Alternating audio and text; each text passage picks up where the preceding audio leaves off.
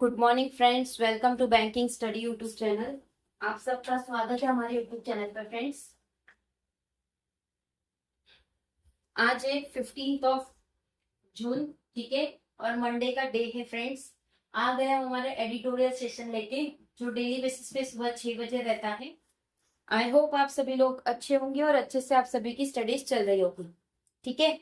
तो friends, video start करने से पहले आप लोगों के लिए कुछ टॉपिक ऑफ द डे है, मतलब आज के सेशन में हम आपको क्या क्या चीजें करवाएंगे उसके रिगार्डिंग एक छोटा सा इंट्रोडक्शन, जिसमें आज हम करवाएंगे आपको motivational code. As usual first हमारा मोटिवेशनल कोड रहता है, सेकंड रहेगा आपका article of the day, right.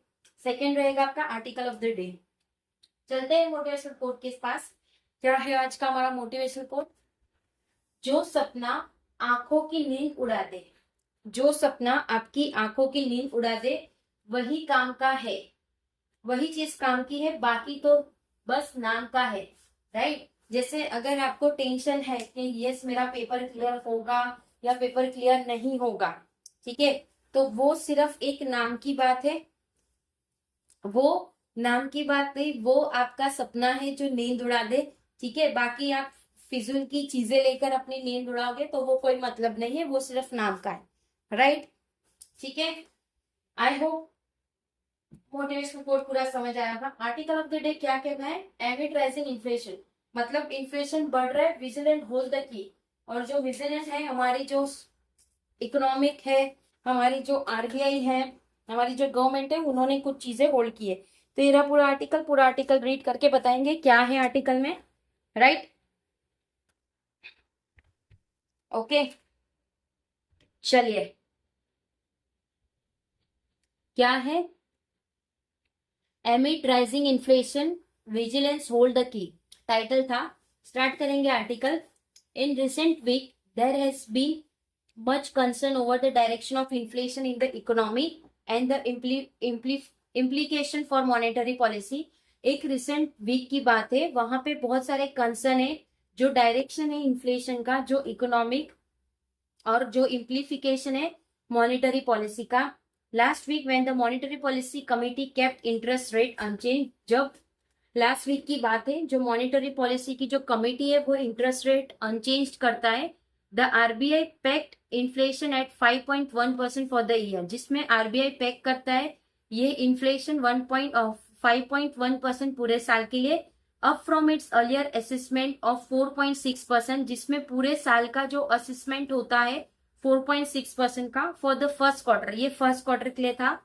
It had projected 4.2%, जिसमें वो प्रोजेक्ट करते हैं 4.2%।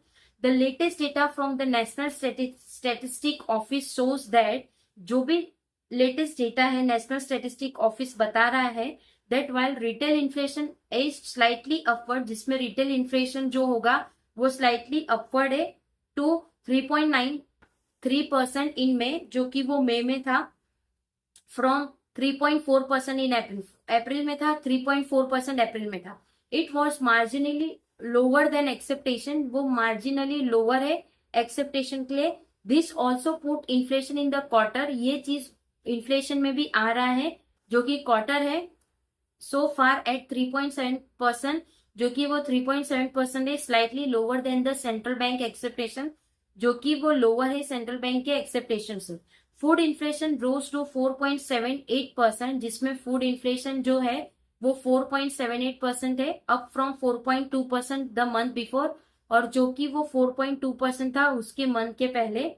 With tomatoes and ginger saying a sharp search, जिसमें टमेटो और जिंजर जो है वो एक शार्प सर्च है। With week rainfall delaying kharif planting, जिसमें वो चीज वीक होगी रेनफॉल की वजह से, जो रेनफॉल डिले हो रहा है, जिसमें खारिफ जो प्लांटिंग है। The outlook in this category is uncertain, जो भी आउटलुक रहेगा ये कैटेगरी का वो अनसर्टन है। In the non food category, जो कि एक नॉन फूड कैटेगरी है, the rise in energy price at a retail level, जो भी राइज होगा एनर्जी प्राइस का रिटेल लेवल का। Petrol diesel commercial LPG cylinder, जिसमें पेट्रोल डीजल और कमर्शियल एलपीजी सिलेंडर है, seems to be reflecting in transportation, जिसमें वो रिफ्लेक्ट करता है ट्रांसपोर्टेशन गुड्स और पर्सनल व्हीकल के। And restaurant energy price adjustment are continuing recently, जो भी एनर्जी प्राइस थे वो कंटिन्यूसली वो कंटिन्यूसली रिसेंटली चीजें थी। Domestic LPG price was raised bye ₹29, जिसमें डोमेस्टिक एलपीजी थे वो रेज हो चुके थे 29 से। Price of other key imports are expected to continue feeding inflation pressure, जिसमें जो भी प्राइस थे दूसरे की इनपुट के वो एक्सेप्ट कर रहे थे कि कंटिन्यू फीडिंग इन्फ्लेशन रहेगा प्रेशर का।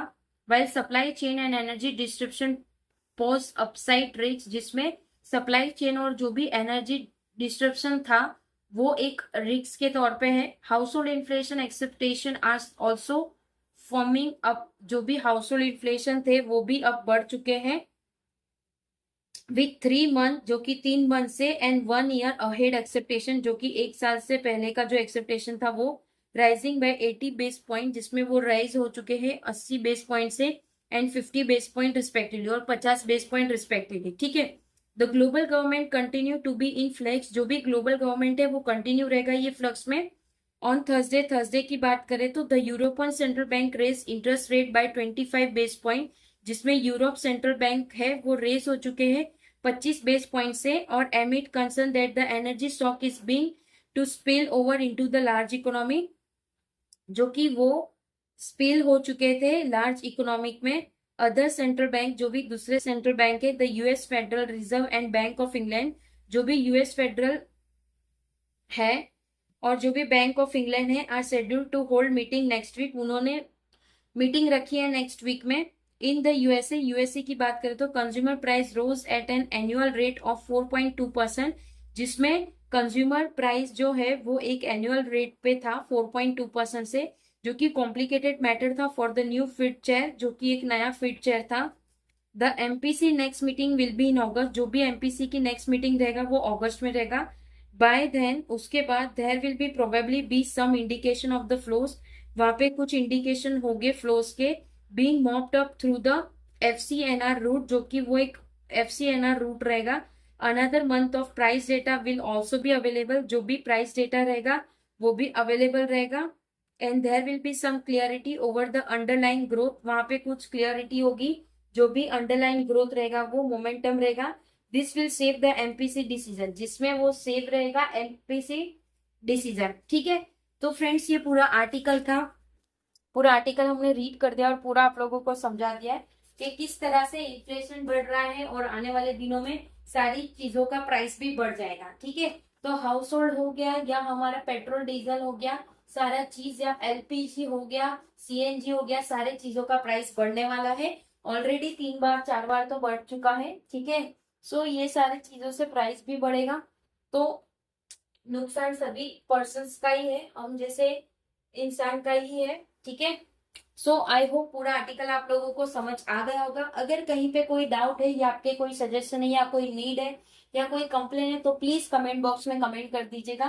विद इन 24 आवर्स के अंदर हम आपको इसका रिप्लाई कर देंगे। ठीक है, चैनल को सब्सक्राइब नहीं किया है तो चैनल को सब्सक्राइब कर देना, बेल आइकन को क्लिक कर देना, ताकि जो भी वीडियो की नोटिफिकेशन रहे वो आपसे मिस ना हो। ठीक है, मिलते हैं इसके बाद वाले सेशन में, जो सुबह 7 बजे होगा आपका बैंकिंग अवेयरनेस का, इसके बाद थोड़ी देर के बाद रहेगा। उस सेशन में आना स्टार्ट कर दीजिए। डेली बेसिस पे करंट न्यूज आप लोगों की कवर हो जाएगी आपके बैंकिंग अवेयरनेस के लिए। ठीक है, पीडीएफ सारी हमारी बैंकिंग स्टडी चैनल पे मिल जाएगी आप लोगों को, तो टेलीग्राम ग्रुप को ज्वाइन कर लीजिएगा, सारे पीडीएफ एंड अपडेट्स आप लोगों को वहां पे मिल जाते हैं। ठीक है, आई होप सारी चीजें समझ आ गई है। अगर फिर भी कुछ रह जाता है तो प्लीज कमेंट बॉक्स में कमेंट कर दीजिएगा।